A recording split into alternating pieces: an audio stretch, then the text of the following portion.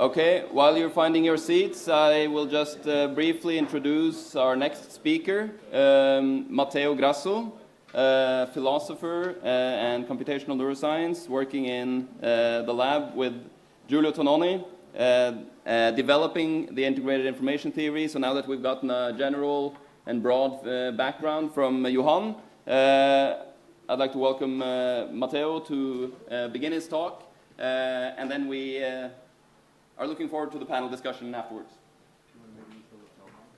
No, I'm fine. I will just begin. I think this should be loud enough. All right. Well, thank you very much, first of all, to Bjørn for organizing this amazing event, to Johan for also starting this amazing series of events, and for the very interesting talk, which was a nice overview, and it will serve perfectly the purpose of introducing what we are going to try to talk about. It will be a little bit more, we will go a little bit more into the details of what IIT is actually about. And also, thank all of you for coming. So, as Johan said, there has been other mysteries in the past. We have seen, for instance, a nice process of finding an explanation of something that before was completely mysterious, life. People thought had to do with the soul, like Aristotle. Other people thought there was some élan vital that was very important for life, and that science would absolutely never be able to explain such an interesting and also sacred phenomenon. However, the mystery of life was actually debunked or demystified at a certain point, and it was just a matter of asking the right questions and finding the right answers with the right tools. And it is interesting that people like, for instance, Watson and Francis Crick started really to search for the biological mechanisms and the chemical mechanisms that underlie some key aspects of life. They discovered DNA, Darwin discovered natural selection, and we now have a list of criteria that are the ones that we basically believe define what life is. We can say, what is life? Well, first of all, it is a bunch of mechanisms and processes that yield some result. Second of all, we have a list of criteria that we can use to ask the question, is this thing alive? And we can check, does it have metabolism? Does it reproduce? Does it die? All these kind of things are important to define what life is. We could ask the question, isn't consciousness just yet another mystery? Are we just waiting to have our new revolution? And in the past 20, well, maybe 30 years, even more, neuroscience really discovered a lot of things about the brain. A lot of scientists discovered a lot of things about the brain. And as introduced before by Johan, most of the explanation in neuroscientific terms goes a little bit like this. Well, whenever somebody is conscious, he's conscious of something. And we can say, for instance, there is an outside world that we take for granted. It's objective, it's physical, it's out there. And there are things in the world, for instance, a dog. When I see a dog, something goes on in my brain. We now know that it's not in the liver, it's not in the lungs, like people in the past thought. It's probably in the brain. And neuroscience went a long way to show that there are some precise and specific patterns of activity and areas that are important, crucial. They correlate with specific types of consciousness. So neuroscience really focused on the idea that an explanation of consciousness is this, is to find the neural correlates of consciousness. Like for life, it was finding the biological mechanisms of life, like DNA, or the processes for which evolution happens. However, there is a part that some philosophers especially, but many people think we are leaving out, which is the experience itself. We are seeing the dog, and the dog, when it's in here, so to speak, it's perceived, doesn't really look like a pattern of firing activity or some neurons that do something in the brain. There seems to be a gap. Like Johan said, an explanatory gap for some people, for other people, an ontological gap. So a gap in the nature of these things. So philosophers talk about this in terms of phenomenology. They say phenomenal experience, the phenomenal aspects of consciousness, are the ones that involve what it feels like to see something. And we can certainly, and we should connect them to something that goes on in the brain, but an explanation should really capture all the way to the phenomenal experience. And we could summarize, if we want, this by saying that the gap between neuroscience and phenomenology is that neuroscience, like science in general, and I'm not saying this is bad, it's very good, it explains what the brain does. However, consciousness seems to be a little different from all other phenomena, virtually all other scientific phenomena, because it is not enough, allegedly, or arguably, to explain what the brain does, to say what it is like to be a brain, or what it feels like to be conscious. So this gap between what the brain does and what it is like to be me and you, for some philosophers, is really the hard problem.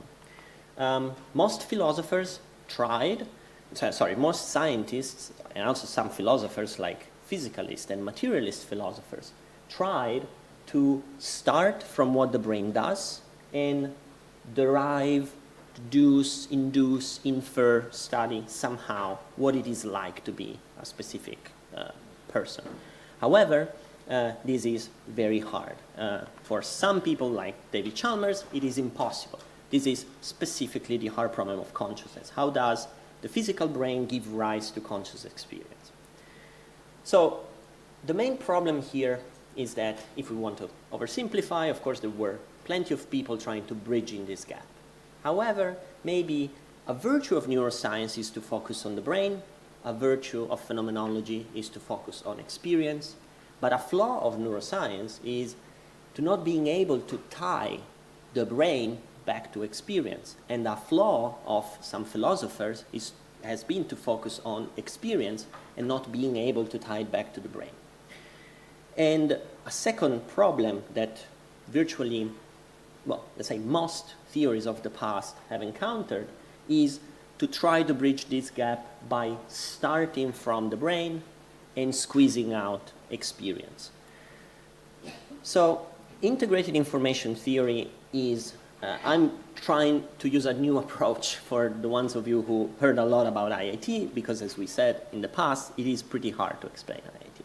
So what IIT tries to do is to flip the approach and to say, well, if we want to study consciousness, we can't really start from the brain, because the brain is something that is out there that we don't know. We don't even know where to look. We know that the brain is important, but that's as far as we can go. So the proposal, which was already anticipated by Chalmers and other philosophers, is to actually start from phenomenology and try to ask what are the properties of experience and use these as a guide to go into the brain and try to find the properties that are important, that are necessary to explain why we feel the way we do.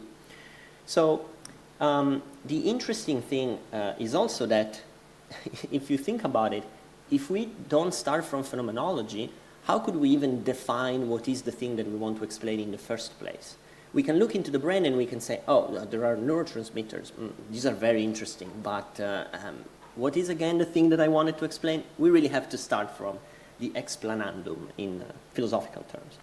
So the general idea of IIT is first we start from the properties of experience, and then we look into the brain and we try to squeeze out, so to speak, the physical properties that are necessary and sufficient for consciousness. And there's plenty of properties in the brain. We have to look carefully. So a little bit more about phenomenology. What is it that you can actually say about consciousness? And as Johan said, IIT starts from the idea that we can at least single out 5 properties. However, for this talk I will focus on 2. The general idea is that in line with Descartes, we could say, well, I can really doubt about everything else that exists in the universe, but I cannot doubt about my experience existing or being there. Because my experience is sort of, so to speak, the entryway to reality for me. Everything that happens, that exists, comes for me through experience. So this is really the first insight into phenomenology. However, what else can we say? Descartes stopped to existence, it stopped there. What else can we say? Integrated information theory says something more, and I will focus on two properties, as I said. The first one is information. So think in these terms. Right now, we are all having an experience. Grant me at least that. I think we are. I am. Our experience is specific. You are hearing me talking, you are seeing something on the screen, you are seeing some colors, you are feeling some bodily sensations.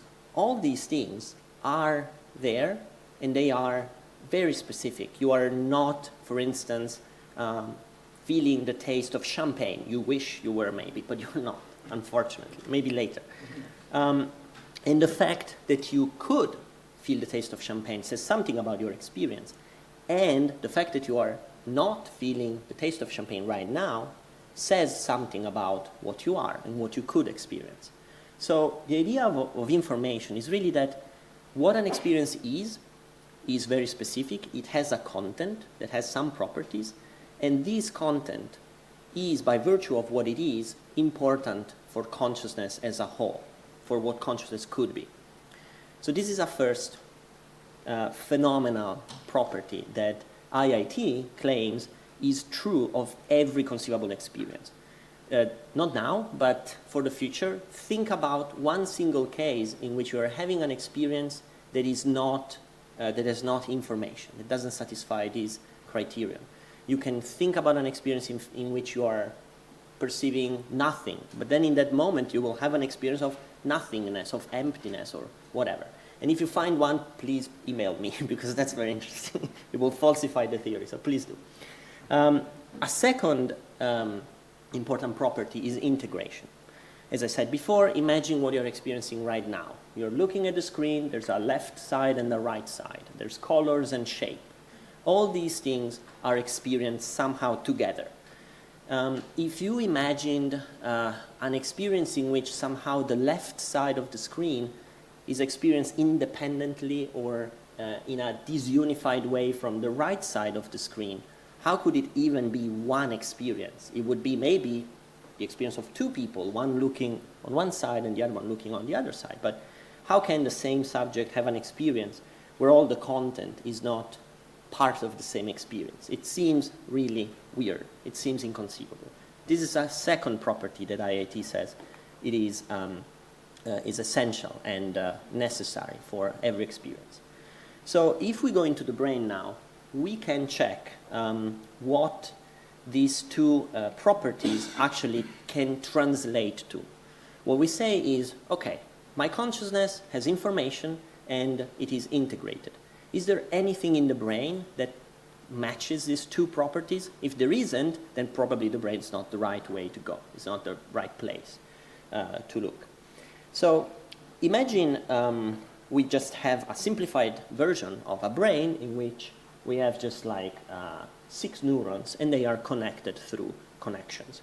How can we define information? Well, imagine we were to stimulate this little brain in 2 different ways. First, we stimulate the brain, we just stimulate this neuron, and we observe that the effect is that these 3 guys turn on. Next, we stimulate this neuron, and we observe that these 3 guys turn on.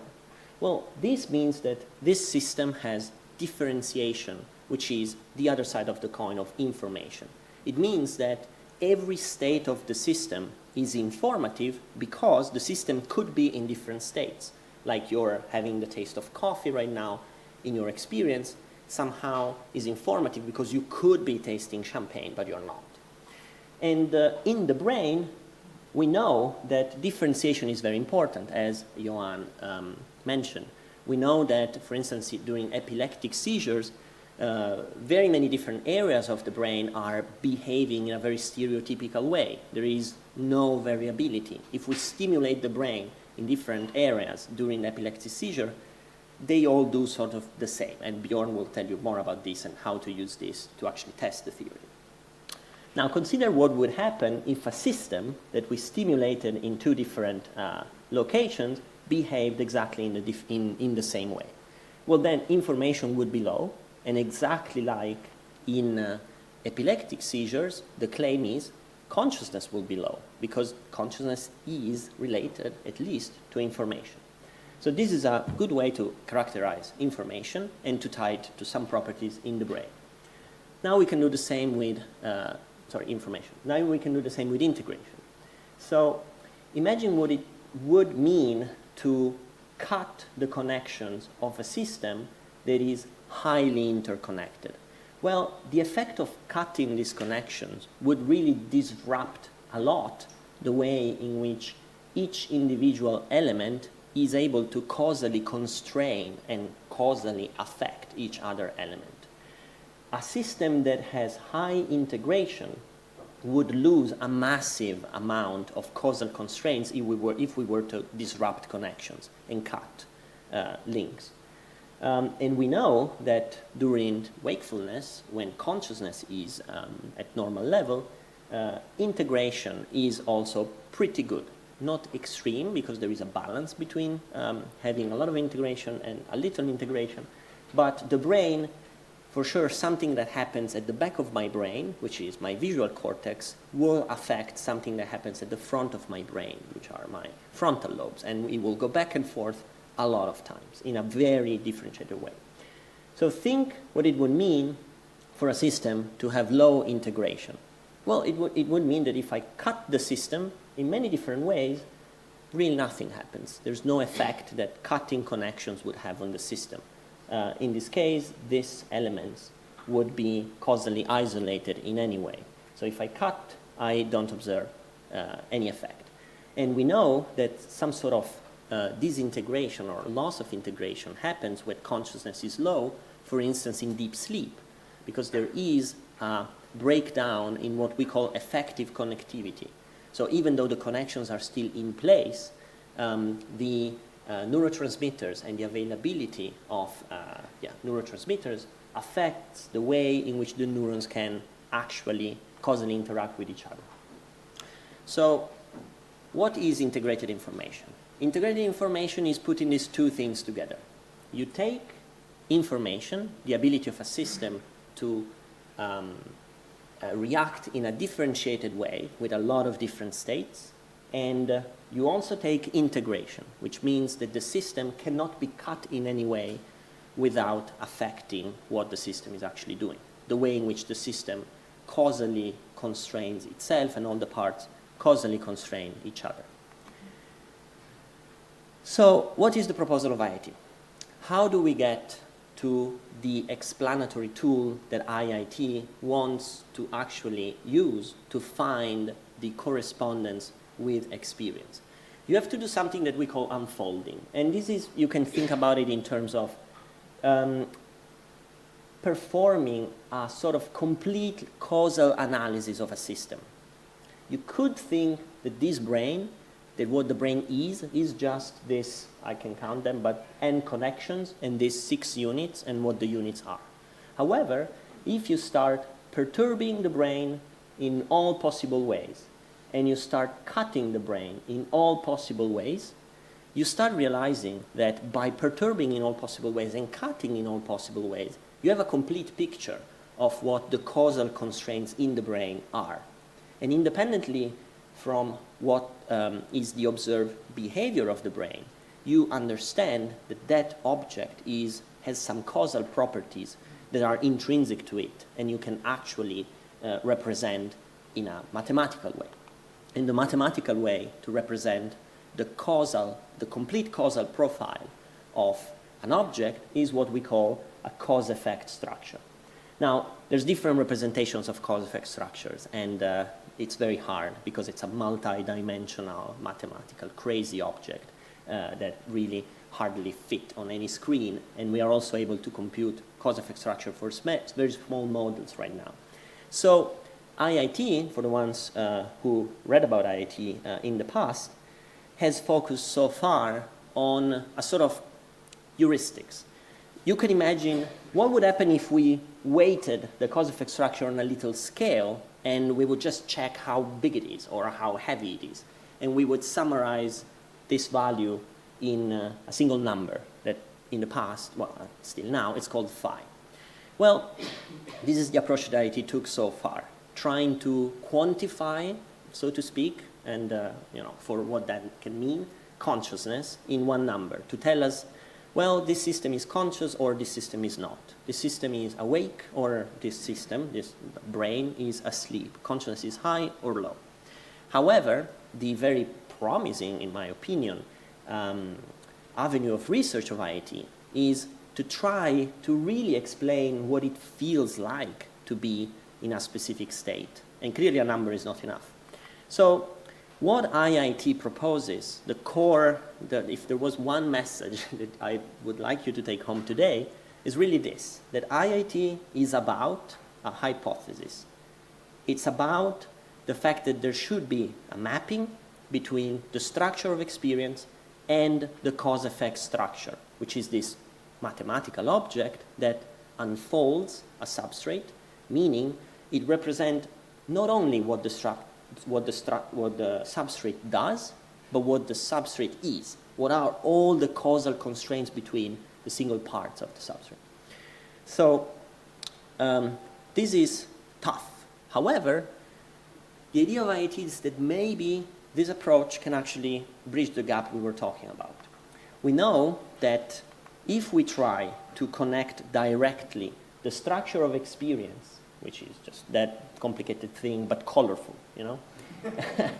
and the physical substrate of consciousness, like the brain, with all the function, the activity patterns, the neurotransmitters, well, we find some correspondence. We know that visual cortex is activated whenever I see vision. However, to make that connection, you have to ask me, what are you experiencing when I poke this part of the brain? I say, I'm seeing things. If you poke in another place, I'm hearing things. These are not things that I can see in the brain. I have to ask the person what is the experience that is related to that part of the brain. So there is some correspondence, and that's why neuroscience is amazing, and that's why philosophers turn into neuroscience, very surprisingly, and with a lot of pain. But however, the idea is that this correspondence is only incomplete. Now, the point of IIT is maybe we can take another route to get to the same destination, which is if we take the brain, we start from the brain, after we have studied phenomenology carefully, and we establish what is that we want to explain.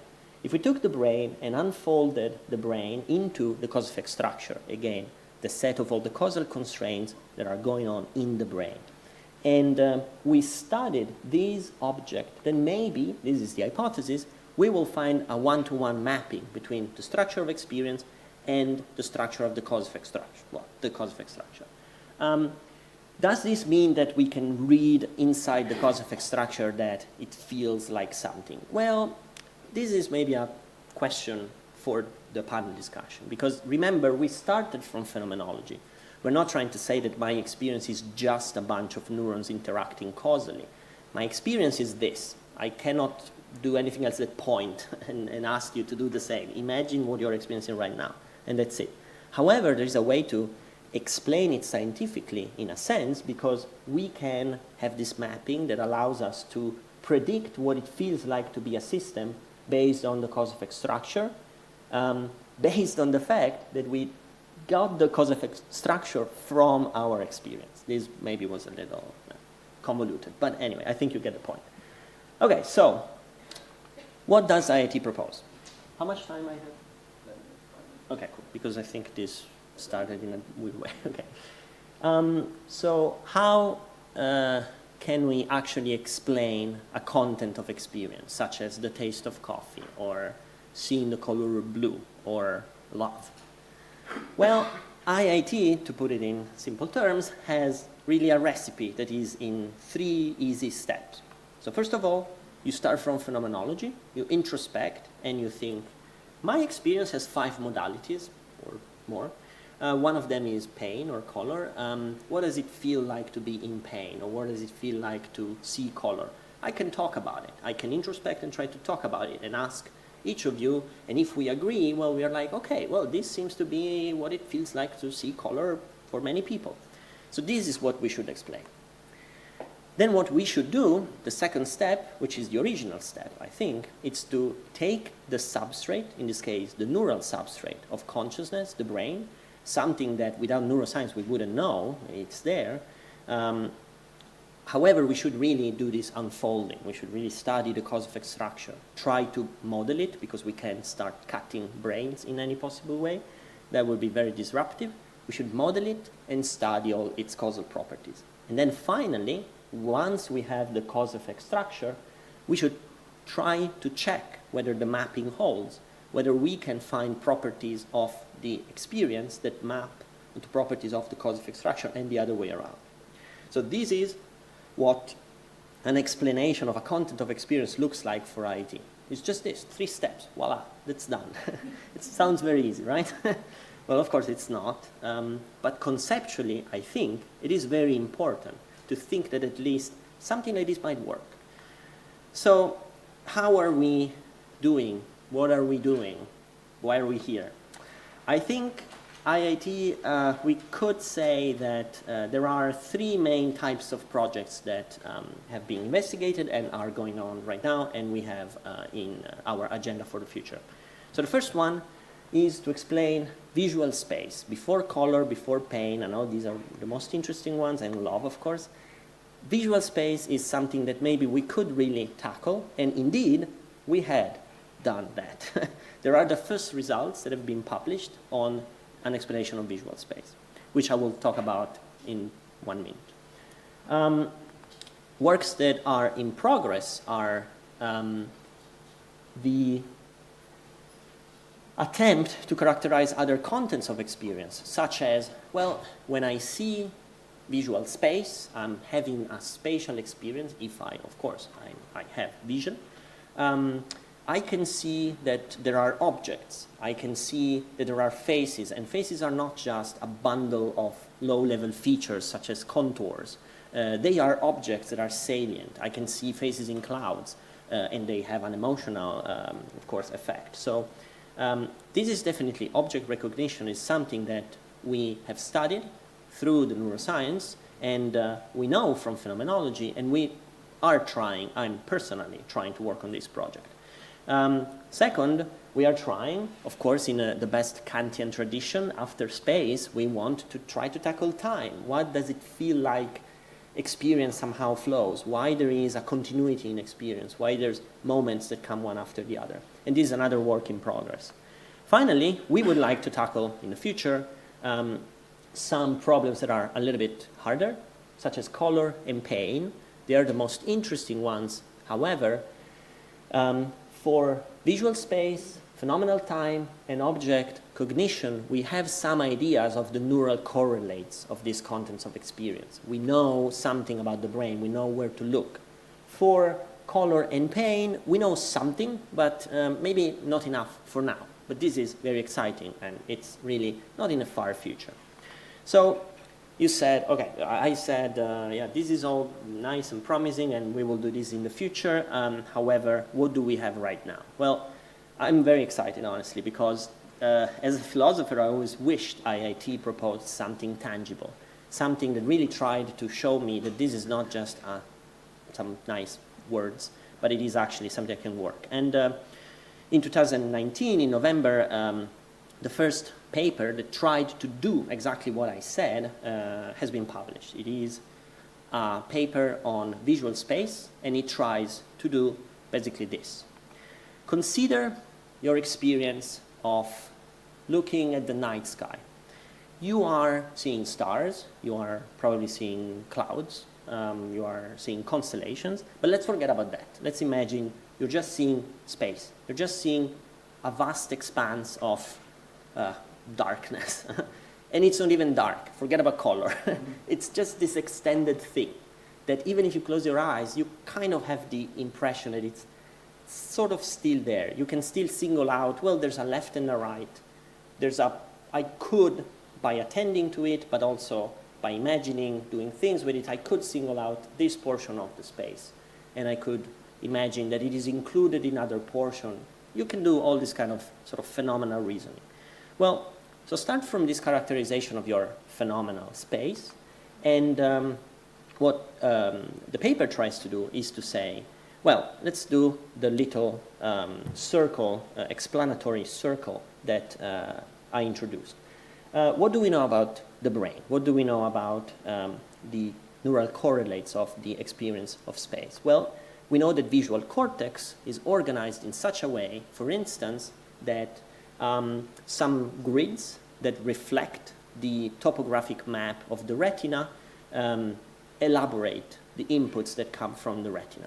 So we know that there are some grids in especially V1 and V2 that are important for vision and especially for localizing in space the inputs. So what they did in this paper, they built a simplified model of the architecture of V1, or at least a neurophysiological, plausible architecture of something that resembles what we know about V1. And they did exactly what I said. They tried to unfold this cause-effect structure, so this substrate, into a cause-effect structure. And they found out that by studying the way in which each element of this network is able to affect each other element by measuring information and integration and doing all the cuts on the model, not on the brain, they were able to not only find the cause-effect structure, but study whether the cause-effect structure can illuminate anything about the experience. And if we can find a correspondence between the properties I mentioned about the experience of visual space and the properties of the cause-effect structure. The paper is long and it's incredibly engaging. If you want to read it and you are not very strong in mathematics, please do. Just skip the methods because that's the mathematical part, but the rest is incredibly fascinating. I will not go through all of it right now, but the idea is that they really show how you can get individual phenomenal properties of experience space, such as I said, I can isolate spots in space. I cannot isolate spots in my smell. If I smell rose, I can't isolate a spot there, but I can do it in space. And I can say, well, a spot occupies a region. It has some internal space. And then a spot has a size, and two spots are at a distance. And all these properties are mapped onto properties of the cause-effect structure. And ultimately, this is really the first attempt to say, well, maybe the whole framework actually works, and maybe we can keep going. We can do time, we can do color. So, to me, this is great. As a philosopher, explaining the content of consciousness is really, the dream. However, as you might have noticed, this requires huge simplifications. We have to take what we know about the brain and we have to build simple models that are tractable. Because computationally, computing a cause-effect structure requires huge, really huge amounts of computational power, time, resources. So for an 8-node or maybe 10 or maybe 20-node network, we can say something, but nothing more. So there are two things we can do. One is go back to measuring only the big phi, the quantity of consciousness. The other one is using some smart simplifications and try to measure some properties of cause-effect structures. But about the application in practice and what we can do with real brains, this is what Bjørn will talk about in a second. Well, thank you very much for now, and Bjørn will start immediately.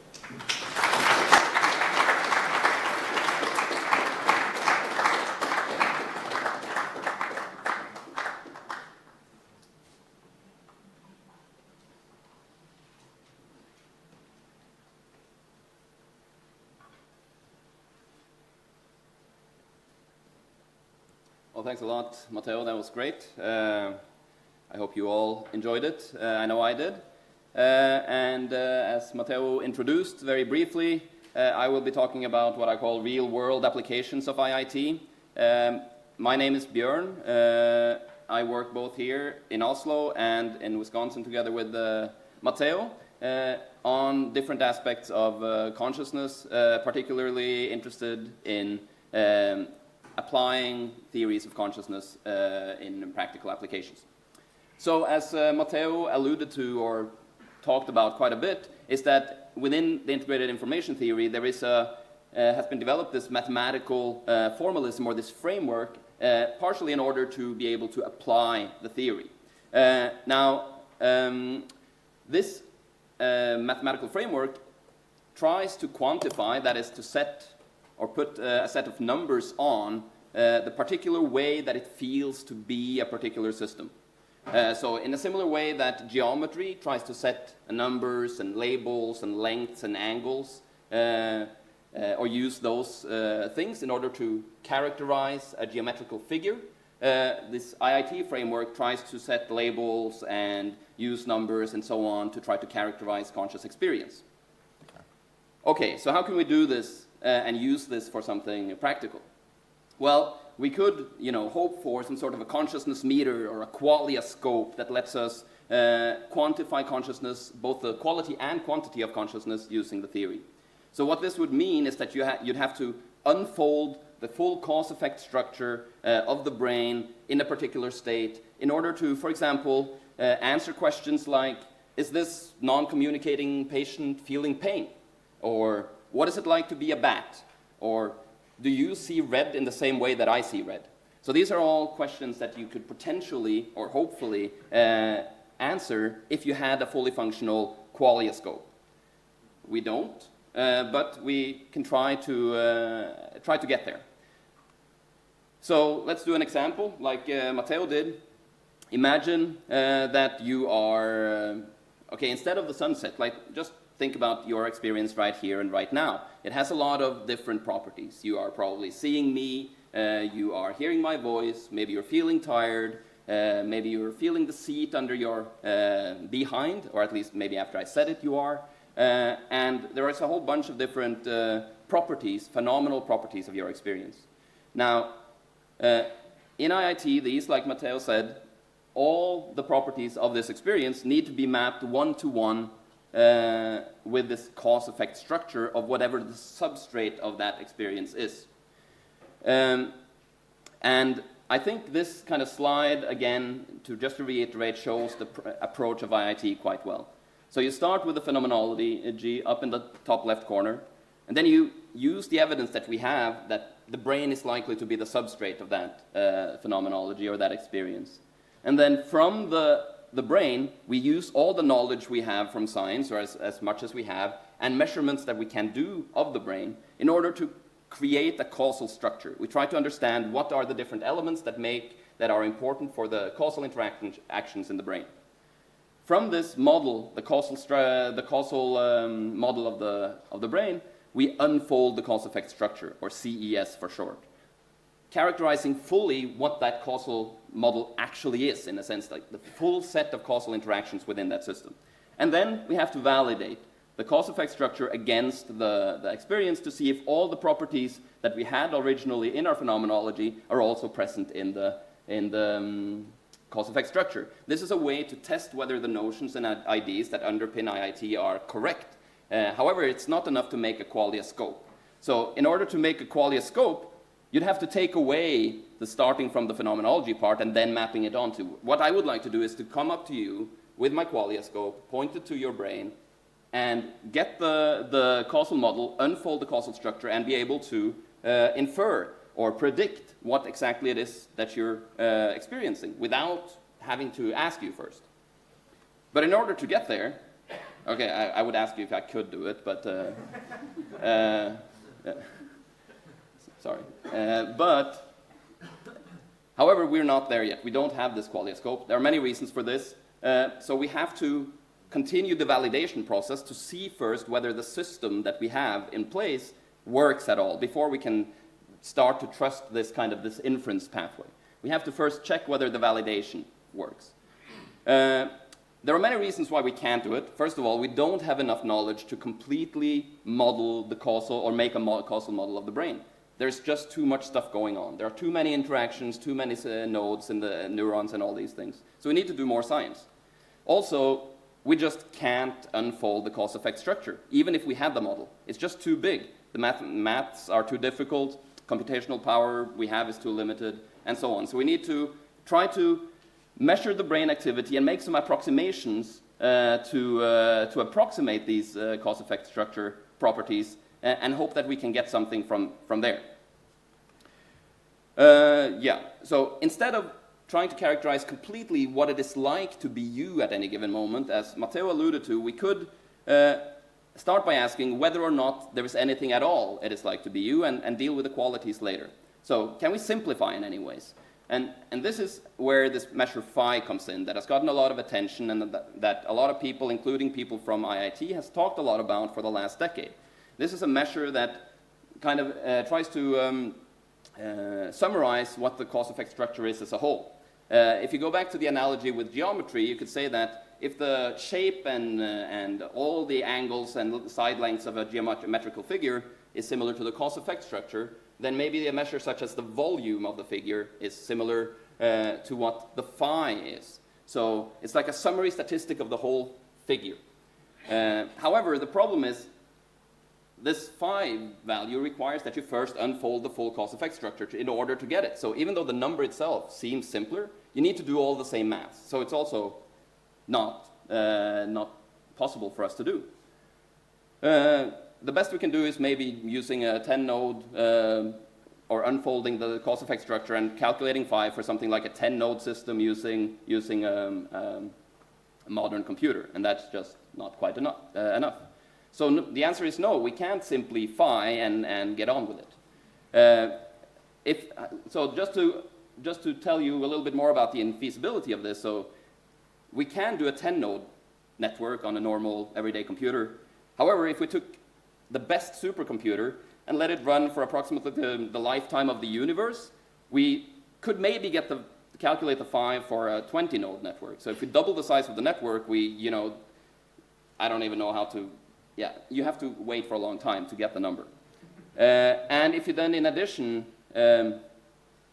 consider the fact that the substrate of consciousness in our brains, or that underpins our own experience, is probably best modeled by a network of billions of neurons all interacting in all kinds of manners, you get the idea that this is not tractable at this moment. So we need much more simplification than just trying to calculate phi. So this has been known for a long time, and people have tried to make approximations of this number phi. Different measures have been based on, from recording the brain signals of humans in different stages, and based on characteristics of these brain signals, they've tried to estimate or make approximations of how much integrated information there is in the brain at a given moment. In particular, measures of concepts such as connectivity and signal diversity have been used quite successfully. So the connectivity measure or a set of measures are measures that try to say something about how different parts of the brain are interconnected. Based on just measuring what's going on in the brain, you can get some information about what parts of the brain are communicating and so on. Measures of signal diversity, on the other hand, say something about how diverse the signals that you see are. Are there many different things happening at different times, or is the signals quite stereotypical all the time? You have also tried to use measures that kind of combine these two. In complexity measures that try to approximate the combination of both information and integration, using things such as compression algorithms to say how much, it gets a little bit complicated. However, what I would like to say is, using these kinds of approximations, scientists have been quite successful in distinguishing conscious from unconscious individuals. For example, distinguishing people that are awake from the same people under deep anesthesia, where you kind of assume that they're not having any experience. And I wish I could go through a bunch of results to convince you, but I don't have time right now. So if you want to hear more about it, you could either ask me in the panel, or you are more than welcome to read my thesis that I wrote on the topic. It would be, I'd be happy to talk to you about it. However, I'd like to share just a quote from two authors that are not part of the IIT team that wrote a relatively recent review about what kind of properties of brain activity that seem to correlate best with the loss of consciousness. And what they said is that during unconsciousness, disrupted connectivity, reduced efficiency, and constrained repertoire of dynamic states create inhospitable conditions for information transmission and integration, which is likely required for normal consciousness. So I've highlighted some words here that are kind of related to the intuitions that underpin the integrated information theory, and I wanted to just show you this to kind of support the case that these notions are things that independent researchers are also looking into, and they find relatively good for capturing what changes when someone goes from a conscious to an unconscious state. However, it is notoriously hard to really understand what the structure of a system you're looking at is by just looking at it or looking at the dynamics of what is going on inside it. It's kind of like, you know, the good old saying that correlation is not equal to causation, and since it's the structure of the system and the causal interactions within the systems that are important in IIT, it is not enough, strictly speaking, to just observe the system or observe the dynamics and then calculate these measures that have been successful, but they're not really approximating the notions that IIT are trying to get at. You need to use something called perturbations or interventions or changes to the systems in order to get more at what is the structure of the system.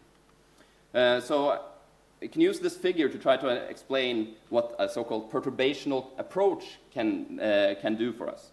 So at the top here we have, let's see, 3 different small networks that you can look at as very simplified models of the brain. To the left, you have a network where just pairs of elements or neurons or nodes are connected to one another, but they're not connected to anything else in this network.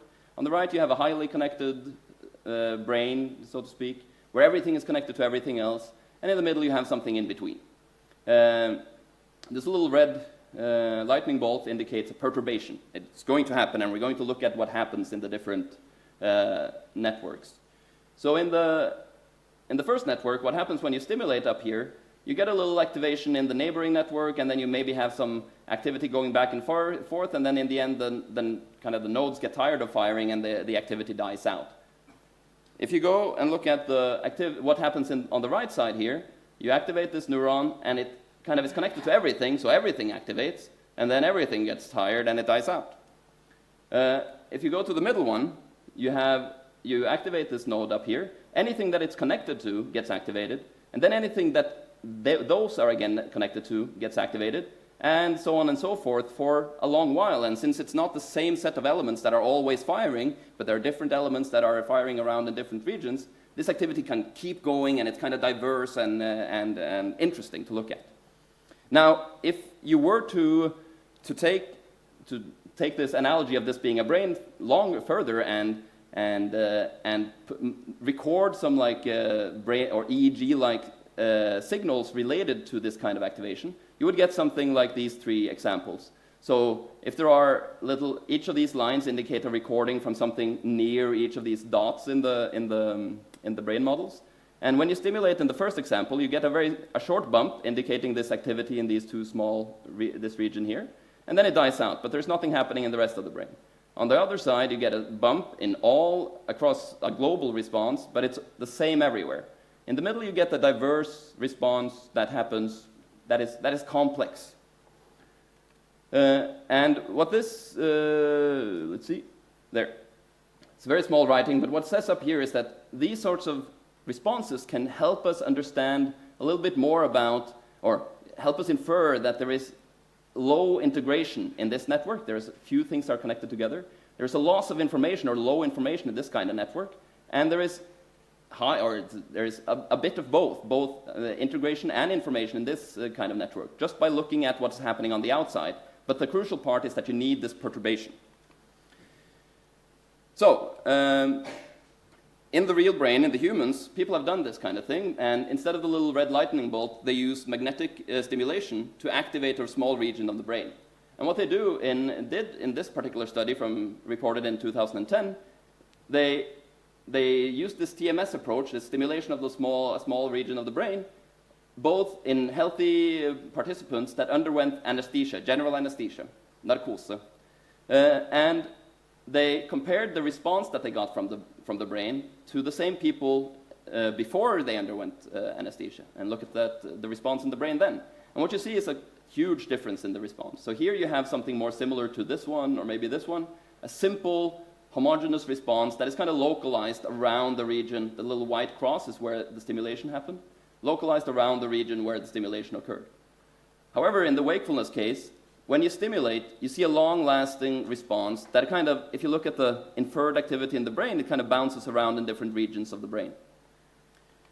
Okay, so just by looking at these sorts of results, or these sorts of recordings from the brain, we are now able to infer something about the structure of the brain. And people have taken these kinds of recordings and used it to, develop an index, a single number, that kind of quantifies how complex this response is. They called it the Perturbational Complexity Index, or PCI. And they show that the PCI is low in this case, and it's low in this case. There are simple responses. Even though they're different, they are simple in both cases. However, you have a high PCI here. It's a complex response. So a complex response and high PCI indicates that you have a lot of integrated information, and a low PCI is assumed to indicate that you have either low information or low integration. So data for over the last 15 years has been gathered and was published in this paper that I will show you a figure from here that summarizes the findings of using this PCI method in order to try to distinguish between conscious and unconscious individuals. So what they've done is that they've investigated people during behavioral unresponsiveness, that is when you can't get any information from them, for example during non-REM sleep, different types of anesthesia, or REM sleep when you're dreaming, or another type of ketamine anesthesia, which is known for its vivid dreams that come with it. And they compare that to normal wakefulness or some conditions for patients in which they have brain damage, but they function normally in the sense that they can talk to you at least. And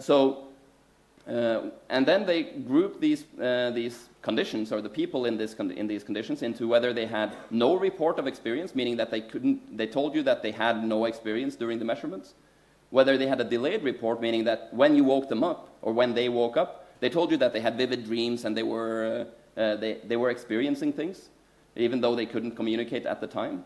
And then the people that had immediate report, meaning that they were conscious right there and then and had experiences during the measurements. And what they saw from this PCI, which is on the y-axis here, remember high PCI means that is thought to mean that you have a lot of integrated information, whilst low PCI indicates that you have either lost information or integration. All the red dots are results from people that have immediate reports, either normal controls, all of these in the middle, or people from either locked-in syndrome, or from people with cortical stroke, or people that have emerged from like a coma-type state. All of them have a PCI that is relatively high. So that's all good and fine and good, but I think the important part is to compare it to the states where you have no report, but you also have no responsiveness. All of these people had low PCI, which is very interesting. So the idea is then that either the information in the brain or the integration of the brain has broken down. But again, if you compare it to this group in the middle with people that could not respond during the measurements but had reports of experience that they could tell you about afterwards, they had PCI values that were more comparable to the normal wakefulness state. So based on this, they could group all of these blue dots together and make a distribution of the kind of unconscious state type PCI, and group all the green and red dots together and make a conscious PCI distribution.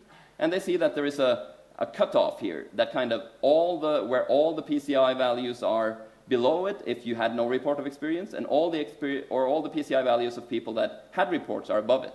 And using this threshold, they went on to patients with more unclear states of consciousness. So these patients were either in MCS, or two types of MCS, which means minimally conscious state, where they have some reports and they are able to behave in some states, but they are still very hampered in their communication.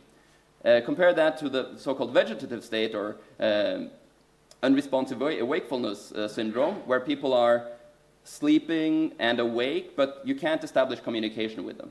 And what they saw is that if you measure the PCI value in these patients, you saw that all the people in the MCS state had a PCI that was higher than the threshold, except these two recordings, which were close to the threshold but not quite above it.